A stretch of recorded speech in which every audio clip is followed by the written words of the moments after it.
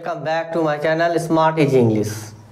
Smart easy ইংলিশের পক্ষ থেকে সকলকে আন্তরিক শুভেচ্ছা, অভিনন্দন ও ভালোবাসা জানাচ্ছি।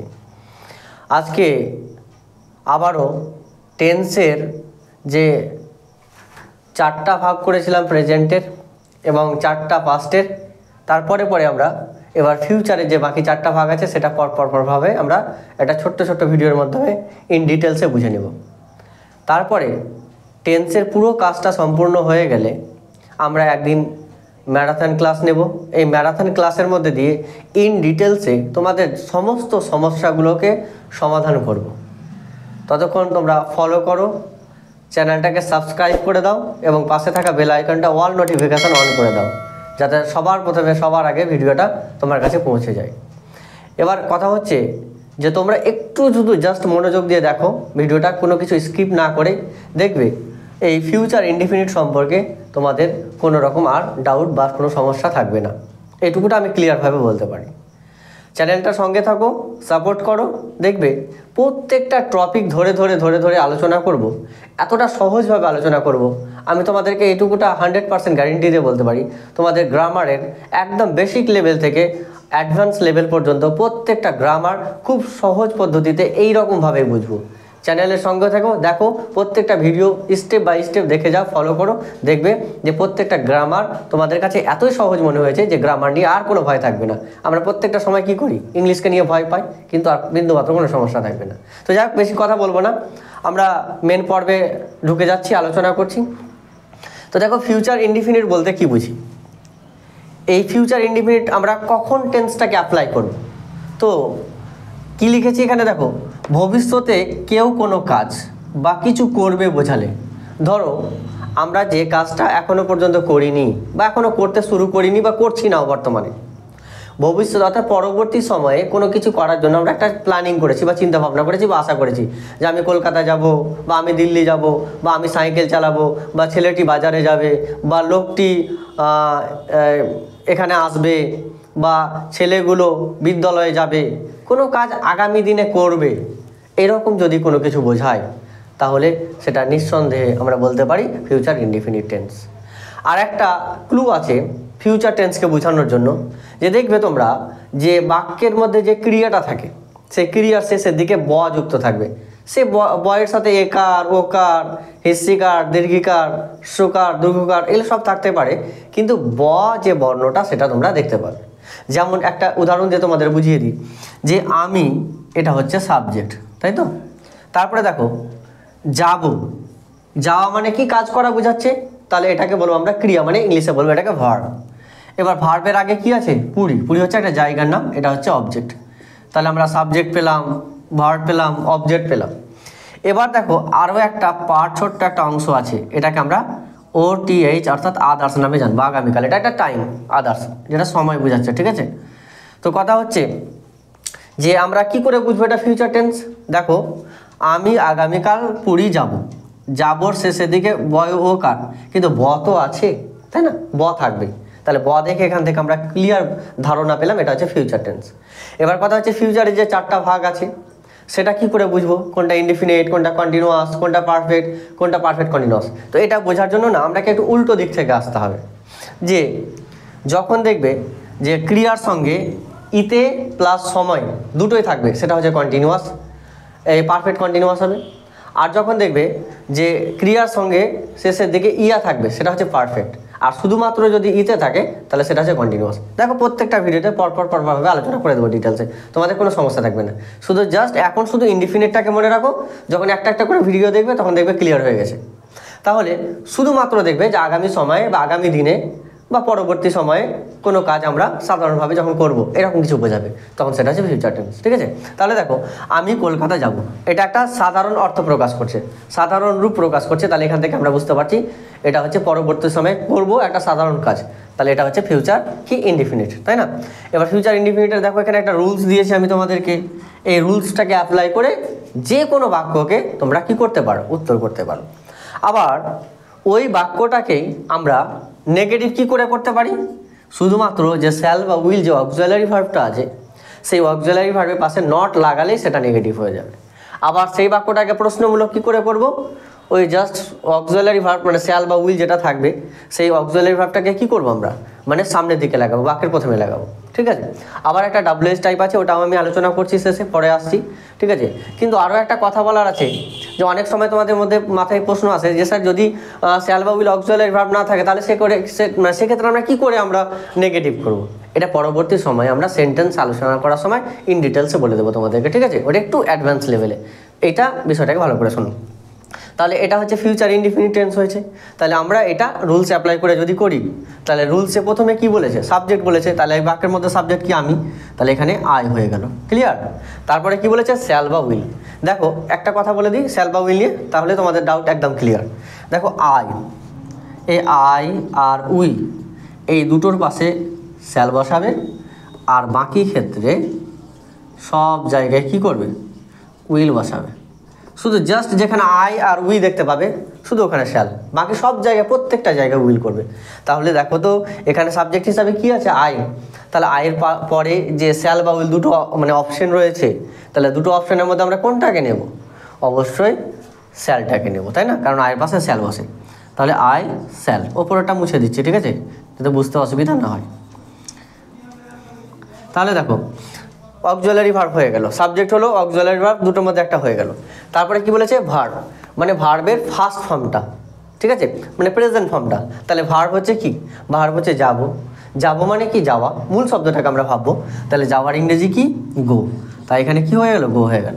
তারপরে কি বলেছে বলো তো, অবজেক্ট বলেছে। তাহলে এখানে অবজেক্ট কোনটা, অবজেক্ট হচ্ছে পুরী। তাহলে পুরীর ইংরেজি কি, পুরীর, এটা যেহেতু জায়গা একটা, তাহলে পুরীর ইংরেজি পুরী হবে। কিন্তু একটা কথা মাথায় রাখতে হবে, যদি কোনো জায়গা যাওয়া বোঝায় তাহলে সেই অবজেক্টের আগে টু বসাবে, ঠিক আছে। তাহলে এখানে আমরা কি করব, টু পুরী, মানে পুরী যেহেতু আমরা যাচ্ছি একটা জায়গা, তার জন্য সেখানে টু বসে গেল। এবার নিয়ম তো শেষ হয়ে গেল, কিন্তু বাক্যে দেখো এখন একটা ওয়ার্ড বাকি গেছে, তাই এই আদার্সটা তোমরা কি করবে, লাস্টের দিকে বসিয়ে দিবে। তাহলে আগামীকালকে আমরা কি বলবো, ইংলিশে নেক্সট ডে, টুমোরো দুটোই হয়। তাহলে আমরা যেটা খুশি সেটাই করতে পারি, তা নেক্সট ডে বা টুমোরো দুটোই করতে পারি, দ্য নেক্সট ডে বা নেক্সট ডে বা টুমোরো করতে পারি আমরা, ঠিক আছে। I shall go to Puri next day, আমি আগামীকাল পুরী যাব। এটা হয়ে গেল একটা সেন্টেন্স বানিয়ে নিলাম, মানে এটা ফিউচার ইনডিফিনিটে বাক্যটা বানিয়ে নিলাম রুলস দেখে দেখে। তার মানে এটা কি আছে, অ্যাফার্মেটিভ সেন্টেন্স আছে। এবার এই সেন্টেন্সটাকে যদি তোমাকে বলা হয় যেটাকে নেগেটিভ করো, তাহলে কি করবে, নিচের দিকে নিয়মটা দেখো, এখানে নেগেটিভের জন্য অক্সিলারি ভার্বের পাশে শুধু কি করবে, নট বসাবে। কিচ্ছু নেই, সাধারণ, খুবই সাধারণ, শুধুমাত্র শ্যালের পাশে শ্যাল থাক বা উইল থাক, যাই থাক তার পাশে নট লাগাবে, আর কিচ্ছু করতে হবে না। দেখো আই আছে, আই করলাম, শ্যাল করলাম, এটা তো অক্সিলারি ভার্ব, তাই না, এর পাশে কি করব, শুধুমাত্র জাস্ট নট, বাকি যা আছে সবগুলো লাগিয়ে দাও, কোনো কিছু চেঞ্জ করার দরকার নেই। নেক্সট ডে যা আছে সব করে দেবে, ঠিক আছে। আবার এই বাক্যটাকে যদি প্রশ্নমূলক করি তাহলে কি করে করব, এই অক্সিলারি ভার্বটাকে ফার্স্ট লিখে দেবো, মানে প্রথমে লিখে দেবো শ্যাল, তারপরে আইটা ওইদিকে চলে গেল, বাকি যা আছে সেম টু সেম বসে যাবে, কোনো কিছু চেঞ্জ করা বা উঠানোর কোনো দরকার নেই, শুধুমাত্র সেম টু সেম সেইভাবে বসিয়ে দেবে। যেহেতু বাক্যটা প্রশ্নমূলক করেছি তাই শেষের দিকে অবশ্যই জিজ্ঞাসা চিহ্ন দেবো, কারণ এখানে বলে দেওয়া রয়েছে। দেখো বাক্যের শুরুতে অক্সিলারি ভার্বটা বসবে, আমরা বাক্যের শুরুতে অক্সিলারি ভার্ব বসিয়েছি, তারপর আইটাকে ওইদিকে নিয়ে গিয়ে বাকি অংশ সব লিখে দিয়েছি, এবং শেষে জিজ্ঞাসা চিহ্ন হবে, তাই আমরা জিজ্ঞাসা চিহ্ন দিয়েছি। এইভাবে আমরা প্রশ্নমূলক বাক্য করবো, ক্লিয়ার। দ্বিতীয় প্রশ্নটা দেখো আরও ক্লিয়ার হয়ে যাবে, ছেলেটি তার বন্ধুর সঙ্গে মেলাতে যাবে। তাহলে ছেলেটা মেলাতে যাবে কার সাথে, তার বন্ধুর সঙ্গে। তাহলে কাজটা কি ঘটছে বা হয়েছে, না, কাজটা হয়নিও, এখনও হচ্ছে না, পরবর্তী সময় হবে। তাহলে এই বাক্যগুলোকে আমরা কি বলবো, প্রেজেন্ট ইনডিফিনিটের নিয়ম দেখে করবো। চলো এটাকেও করো রুলস দিয়ে। প্রথমে কি বলেছে, সাবজেক্ট হচ্ছে কি, ছেলেটি লাগানো আছে, তাহলে কি করবো আমরা, দি করবো বা দা, ঠিক আছে। তারপরে হচ্ছে বয়, বালকটি বা ছেলেটি, ঠিক আছে। তারপরে কি বলা হয়েছে, শ্যাল বা উইল। তাহলে আমরা জানি আয়ের পাশে আর উইয়ের পাশে শ্যাল বসে, বাকি ক্ষেত্রে উইল। তাহলে এটা আয়ও নয় উইও নয়, তাহলে কি হবে, এখানে উইল হয়ে যাবে, ঠিক আছে। তাহলে উইল হয়ে গেল। তারপরে নিয়মে দেখো ভার্ব বলেছে, তাহলে ভার্ব এখানে কি, যাবো মানে যাবে, যাওয়ার ইংরেজি কি বলো তো, গো। তাহলে এখানে গো করে দিতে হবে।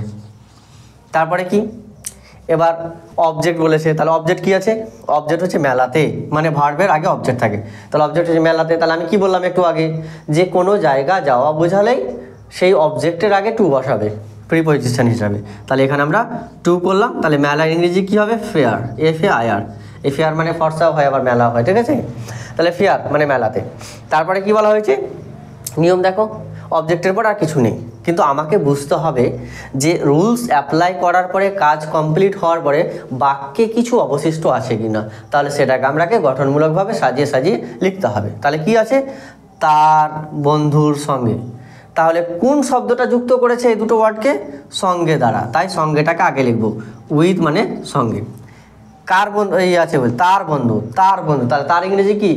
হিজ বা হার হয়। যদি মেয়ের হয় তাহলে হার, আর ছেলের হলে হিজ হবে। তাহলে এখানে ছেলেটি বলেছে, তার মানে হিজ হবে, তাই না? আর বন্ধুর ইংরেজি কি? ফ্রেন্ড। তাহলে কি হবে? His friend, HIS, his friend, FRIEND, friend. দেখো কত সুন্দরভাবে সহজভাবে টেন্স তৈরি হয়ে গেল। আবার যদি এটাকে নেগেটিভ করতে যায় তাহলে কি করতে হবে? শুধু জাস্ট কিচ্ছু নয়, জাস্ট শুধুমাত্র এই উইলের পাশে নট বসিয়ে দাও, কোনো কিছু করতে হবে না, ঠিক আছে? দেখো, দ্য বয় উইল, তারপরে অক্সিলারি ভার্বের পাশে আমরা কী করলাম? নট করলাম। তারপরে যা আছে সেম টু সেম আমরা সব কিছু বসিয়ে দেবো, কোনো কিছু পরিবর্তন করার দরকার নেই। একটু খেয়াল রাখবে যে কোনো যাতে বাক্যের গঠনটা যাতে ভুল না হয়, ঠিক আছে? নেগেটিভ হয়ে গেল, শুধুমাত্র অক্সিলারি ভার্বের পাশে নট। আবার প্রশ্নমূলক বাক্য কী করবো বলো তো? তোমরাই বলো। খুবই সহজ। এখানে হচ্ছে যে উইলটাকে আমরা, যে অক্সিলারি ভার্বটা রয়েছে সেটাকে শুধু জাস্ট প্রথমে বসিয়ে দেবো। এই যে উইল, WILL বসালাম। এবার দা বয়টা তাহলে ওইদিকে চলে যাবে, তাই না? তাহলে দা বয়টা ওইদিকে চলে গেল। তারপরে কি হবে? বাকি অংশ চেঞ্জ হবে না, কোনো কিছু চেঞ্জ করবে না, সব বসিয়ে দেবে। গো আছে, গো করে দাও to fair with his friend, ঠিক আছে? তারপরে যেহেতু বাক্যটা প্রশ্নমূলক তাই আমরা জিজ্ঞাসা চিহ্ন দিব। হ্যাঁ, এবার দেখো, এটাকেও আমরা টেন্স আকারে করব, কিন্তু এর মধ্যে একটা টুইস্ট আছে। টুইস্টটা কি? দেখো, মানে যে প্রশ্নমূলক যে বাক্যগুলো করছি, ঠিক আছে, তো দুটো ধরনের প্রশ্নমূলক বাক্য হয়।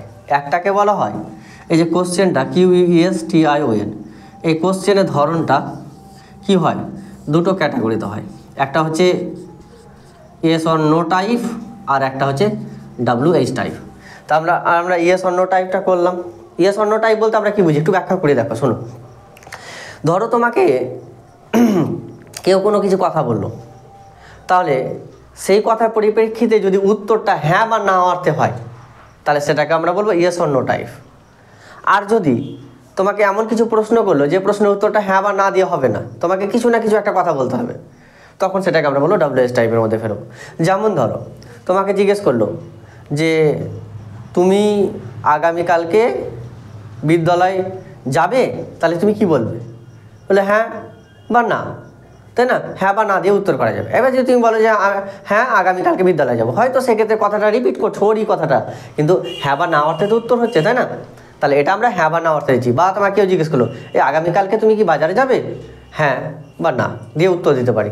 কিন্তু যদি তোমাকে জিজ্ঞেস করা হয় যে আগামীকাল তুমি কোন সময়ে বাজারে যাবে, তাহলে তুমি কি হ্যাঁ বা না দিয়ে বলতে পারবে? না, তখন তোমাকে কিছু না কিছু একটা মানে প্রসঙ্গ নিয়ে কথা বলতে হবে, যে সকালবেলা বা দুপুরবেলা বা সন্ধ্যাবেলা বা আগামীকালকে আমি বাজারে যাব না, খুব ব্যস্ত থাকবো, কিছু না কিছু একটা উত্তর দিতে হবে। যদি সেই উত্তরটা বা বলতে গিয়ে কোনো কিছু কথা বলতে হয়, তখন সেটা WH টাইপের মধ্যে পড়ে। আবার যদি শুধু হ্যাঁ বা না অর্থে যদি দাও, তাহলে ইয়েস অর নো টাইপের মধ্যে পড়বে, ঠিক আছে? তাহলে এখানে প্রশ্নটা দেখো তো, তুমি কখন বাজারে যাবে। আগে প্রশ্নটাকে আগে বলছো এটা কোন টেন্সের মধ্যে আছে। তাহলে এখানে ব আছে, মানে নিঃসন্দেহে আমরা বুঝতে পেরে গেছি এটা ফিউচার টেন্স। বা এরকম অর্থ করেও বোঝো, তুমি কখন বাজারে যাবে, মানে কাজটা হয়নিও হচ্ছে না, পরবর্তী সময়ের কথা জিজ্ঞেস করছে, তুমি কখন বাজারে যাবে, তাই না? তাহলে একটা সাধারণ ভবিষ্যতের কথা জিজ্ঞেস করছে, তার জন্য এটাকে আমরা বলবো ফিউচার ইনডিফিনিট। আর তাছাড়া আমরা ব দেখতে পেয়েছি ক্রিয়ার সঙ্গে, এটা থেকেও বুঝতে পারছি এটা ফিউচার টেন্স, ঠিক আছে? আর সাধারণভাবে অর্থ প্রকাশ করছে, তাই এটা হচ্ছে ইনডিফিনিট। এবার কথা হচ্ছে যে কি বলছে, তুমি কখন বাজারে যাবে, তাই না? তাহলে আমরা কি বলতে পারবো? হ্যাঁ বা না দিয়ে বলতে পারবো না। তাহলে আমরা এটা উত্তর করতে গেলে কি করতে হবে? WH দিয়ে করতে হবে, কারণ এই বাক্যটাই না, এই বাক্যটাই প্রশ্নমূলক বাক্য, তুমি কখন বাজারে যাবে। তাহলে এটা উত্তর করলে আমরা নিচের নিয়মটা দিয়ে করব। কি বলা হয়েছে এখানে দেখো, এটা WH দিয়ে শুরু করব। WH এ কি বলেছে? প্রথমে WH শব্দ বসাও। তাহলে যেটা থাকবে মানে প্রশ্ন তোমাকে বুঝতে হবে যে কি জিজ্ঞেস করছে। WH ওয়ার্ড কোনগুলো? যে সমস্ত ওয়ার্ডগুলো W এবং H দিয়ে শুরু হয়েছে, এবং সেগুলোতে প্রশ্ন করা বোঝাচ্ছে, সেটাকে আমরা WH ওয়ার্ড বলবো, তাই না? যেমন ধরো কি আছে, হু আছে, হুইচ আছে, হোয়াই আছে, এরকমভাবে 9টা মতো শব্দ আছে, ঠিক আছে? এবার যে কোনো ওয়ার্ড তো WH দিয়ে শুরু করলে সেটা WH ওয়ার্ড হয় না, সেটাতে প্রশ্নও করতে হবে। যদি সেটাই না হয় তাহলে একটা আমি এক্সাম্পল দিই, যেমন দেখো WHEEL, হুইল, এটাও তো WH দিয়ে শুরু হয়েছে, কিন্তু এটাকে WH ওয়ার্ড বলবো না আমরা। কেন এটাকে বলবো না WH ওয়ার্ড? কারণ এটা হুইল মানে চাকা, এটা কোনো প্রশ্ন করছে না, তাহলে এটা WH ওয়ার্ড নয়। কিন্তু দেখো হু মানে কে, হুইচ মানে কোনটি, হোয়াই মানে কেন, হোয়েন মানে কি কখন, এগুলো WH দিয়ে শুরু আছে, প্লাস তার সঙ্গে সঙ্গে এগুলো প্রশ্ন করা বোঝাচ্ছে, তাই এটাকে আমরা WH ওয়ার্ড বলবো। তাহলে তোমাকে বুঝতে হবে কি জিজ্ঞেস করেছে, কখন, তাহলে কখনের ইংরেজি কি, হোয়েন, তাহলে আমরা WH ওয়ার্ড হিসাবে কি নিব, হোয়েনটাকে নিব। তাহলে আমরা এখানে প্রথমে কি করব, হোয়েন বসিয়ে দেবো, ঠিক আছে? আচ্ছা, তারপরে হোয়েন বসানোর পরে কি করতে হবে, বলেছে অক্সিলারি ভার্ব লিখো। তাহলে অক্সিলারি ভার্বটা কি হবে, আমরা তো দেখলাম যে ফিউচার ইনডিফিনিটের ক্ষেত্রে শ্যাল বা উইল আসে। তাহলে এবার তোমরা বলবে স্যার হোয়েনের পাশে শ্যাল বসাবো না উইল বসাবো, কী করে বুঝবো? আমরা তো শিখে এসেছি যে আই আর উইয়ের পাশে শ্যাল বসে আর বাকি ক্ষেত্রে উইল বসে, কিন্তু এখানে তো হোয়েন আছে, এটা তো কোনো ওয়ার্ড নয়, তাহলে শ্যাল বসাবো না উইল বসাবো কী করে বুঝবো? তখন তুমি দেখবে যে এই বাক্যের মধ্যে সাবজেক্ট কী আছে। তাহলে সাবজেক্টটা কি, ইউ মানে তুমি, তাহলে তুমির ইংরেজি কি, ইউ। তো এবার ইউ এর পাশে তো আর শ্যাল বসে না, কি হয়, ইউ এর পাশে উইল হয়, ঠিক আছে? তার যেখানে আমরা উইলটা নিয়ে নেবো, মানে সাবজেক্টকে ফলো করে তোমাকে নিতে হবে। তাহলে হোয়েনের পাশে অক্সিলারি ভার্ব হিসাবে উইল নিলে, ঠিক আছে? WH ওয়ার্ড বসিয়ে দিলাম, অক্সিলারি ভার্ব হিসাবে উইলটাকে বসালাম, তারপরে কি বলেছে, সাবজেক্ট। এবার দেখো সাবজেক্টটাই আসছে, তাই না? তাহলে সাবজেক্টটা কি, তুমি, তাহলে তুমির ইংরেজি কি, ইউ, তাহলে এখানে আমরা ইউটাকে বসাবো, ব্যবহার করব। তারপরে কি বলা হয়েছে, ভার্ব বসাও, মানে 1 নম্বর ফার্স্ট ফর্মটা বসাও। তাহলে ভার্ব এখানে কি, যাবে, তাহলে যাওয়ার ইংরেজি কি বলো তো, গো, তাহলে এখানে কি হয়ে গেল, গো হয়ে গেল ভার্ব, B1। তারপরে কি বলা হয়েছে, আদার্স। আমি এখানে অবজেক্ট না লিখে আদার্স কেন লিখেছি, কারণ এখানে অনেক সময় অবজেক্ট থাকে না বাক্যগুলোতে, বা একসঙ্গে অনেকগুলো থাকে, সেই জন্য তোমরা পরপরভাবে যদি আগে অবজেক্ট থাকে তাহলে অবজেক্টটাকে বসাবে, তারপর আদার্সগুলো বসিয়ে দেবে, ঠিক আছে? কিন্তু যদি ওরকমভাবে বুঝতে না পারো তাহলে বাক্যের গঠন দেখে দেখবে যে কোন অংশটাকে আগে বসানো যায়, এইভাবে বাক্যের পরপরভাবে ঘটাতে হবে। তো এখানে দেখো অবজেক্টের ভার্ব, এটা এই ভার্বের আগে অবজেক্ট আছে বাজারে, তাহলে আমি কি বলেছি, কোনো অবজেক্টের আগে যদি যাওয়া বোঝায় সেই অবজেক্টটা, তাহলে তার আগে টু বসবে।